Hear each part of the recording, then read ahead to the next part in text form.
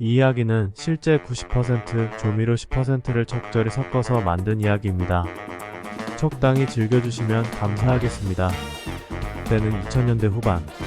일본에 유학을 하면서 일본어 능력 시험 1급도 따고 신문 잡지도 별 무리 없이 읽을 수 있게 된 나는 다른 유학생들이 하는 평범한 아르바이트보다 조금 특별한 아르바이트를 하고 싶어졌다.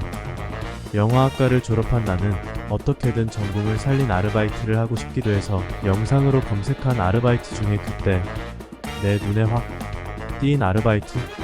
그 시절 아르바이트 시급이 보통 900엔에서 1000엔에 비교한다면 1200엔에서 1300엔 정도로 20% 이상 급여가 높았고 20대 남자의 호기심을 충족시켜주면서도 보통의 유학생은 할 수 없는, 일본인이 아니면 할 수 없는 아르바이트? 바로 AV 모자이크 편집 아르바이트였다. 21세기가 되었으나 아직 그 시절은 인터넷으로 응모하는 방법보다는 아날로그가 주류인 어중간한 때였다. 우편으로 이력서를 보내서 면접일자에 대한 연락을 기다리거나 전화를 걸어서 아직 모집하는지를 묻고 면접일자를 잡고 면접을 보러 가는 방법이 주류인 시대였다. 그렇다고 내 대학 시절 한국처럼 모집문을 보고 바로 가서 아르바이트 하고 싶다고 하면 일단 전화해서 문의하라는 차가운 대답을 들었던 기억이 있는데 아날로그 방식을 선호하면서도 그들만의 방식이 있는 느낌이었다. 뭐 어쨌든 로마에 가면 로마의 법을 따르라 했으니 나는 일단 전화를 해서 면접을 잡아보기로 했다. 2000년대 일본 유학생들은 알 것이다. 면접을 위해 전화할 때 그 두근두근 떨리는 마음. 내 나라에서는 알바 면접 따위 그냥 설렁설렁했는데 입에 붙지도 않은 존댓말을 써가며 마치 대기업 입사시험처럼 최선을 다해 전화 너머로 이야기를 하며 일정이 잡히면 설레는 마음으로 직접 손으로 정성스럽게 꾹꾹 눌러 쓴 이력서를 가지고 갔었다. 일본은 인쇄한 이력서를 가지고 가면 떨어질 확률이 100%라는 일본인 친구로부터 들은 기억이 있어. 어쩔 수 없이 자필로 쓴 것도 있지만 말이다. 하여튼 돌아와서 그 모자이크 바이트를 모집하는 회사가 3군데가 있었는데 모두 전화를 돌렸다. 언제 면접이 가능하냐고 질문을 받으면 회사의 사정에 따르겠습니다. 하라는 일본인 친구의 말을 충실히 따랐다. 그 중에서 한 군데에서 면접을 하자고 했고 그날부터 내 심장은 터질 것 같았다. 한국 사람들도 잘 알고 엄청 유명한 S사 면접이었기 때문이다. 지금까지는 알바 면접 전날까지 준비에 대한 스트레스로 가득하였으나 이번 면접만큼은 머릿속에서는 유명 여배우와 사랑에 빠지는 말도 안 되는 행복한 상상을 하며 즐거운 두근거림으로 며칠을 보내고 면접을 보러 갔다. 1층에 들어서자마자 오늘 면접 보러 오신 치바아제님이십니까? 몇 층에서 기다리고 있으니 여기 엘리베이터를 타고 올라가 주십시오. 외국 유학생으로 항상 3D 업종 면접만 보았던 나에게는 이런 친절함이 감동으로 다가왔다. 엘리베이터를 타고 올라가니 사무실이 보였고 깔끔한 흰색 테이블로 안내를 해주셨고 앉아있는 나에게 차를 내주셨다. 아르바이트 면접에서 이런 대우를 받아본 적이 한 번도 없던 나에게는 AV 기업에 대한 이미지가 급상승하는 순간이었다. 사회에서는 부정적이고 음습한 이미지가 강하다고 생각했던 나에게는 신선한 충격이었다. 그러던 중 면접관이 방으로 오셨고 게임 용과 같이에 나올 법한 키가 크고 흰색 와이셔츠에 인상 좋은 형님이 오시고 나는 긴장하기 시작했다.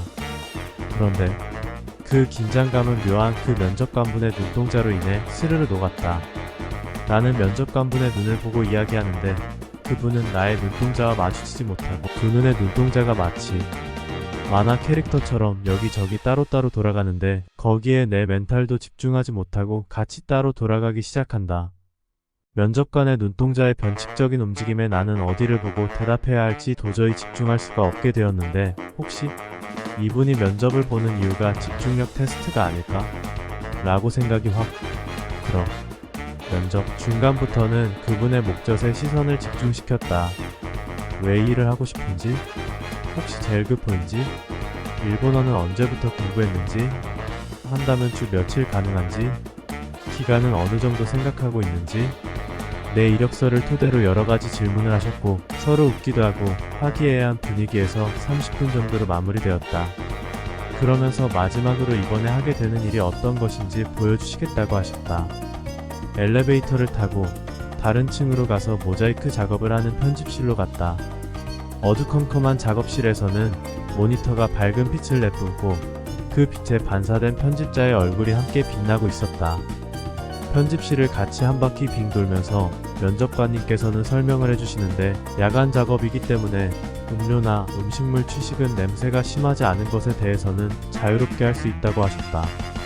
그 말씀과 동시에 나는 몸에서 심한 거부 반응이 일어나는 경험을 하게 된다. 어두운 편집실 안에서 안경을 쓴 편집자는 적나라한 정사 장면을 보면서 소프트 모자이크 작업을 하고 있었고 동시에 흰 우유를 마시면서 빵을 먹고 있는데 입에서 살짝살짝 조금씩 우유가 떨어지고 있는 것이었다. 모자이크 너머의 남자가 쾌감의 끝을 느끼고 있는 흰색 장면과 지금 현실에서의 편집자의 흰색 우유와 묘한 일치를 보이며 그 순간 나도 모르게 윽 하고 약한 신음이 새어나왔다. 면접관님은 끝까지 여기저기를 소개시켜 주신 뒤 1층까지 안내하신 뒤에 면접 결과에 대해서는 메일로 연락해 주신다고 하셨다. 나는 집으로 돌아오는 전철 안에서 거의 정신이 반 정도 넉나간 상태로 있었다. 문화적 충격이 너무나 강했던 것일까? 아니면 아직도 때묻지 않은 순수함이 많았던 것인지? 모자이크 너머의 저 세상이 알고 싶다는 단순한 호기심으로 이를 도무지 할 수 있을 것 같지 않았다. 하루 종일 우리 몸의 중요 부분만을 보며 모자이크 작업을 한다는 것이 우유와 함께 대비되며 한동안 그때의 트라우마로 나는 우유를 잘 마시지 못했다. 보통 멘탈이 좋은 사람이 아니면 할 수 없는 일인 것 같았는데 이제 40대가 넘은 지금 그 일을 하라고 한다면 아무 생각 없이 할 수도 있을 것 같기도 하다. 마지막으로 구독과 좋아요는 사랑입니다.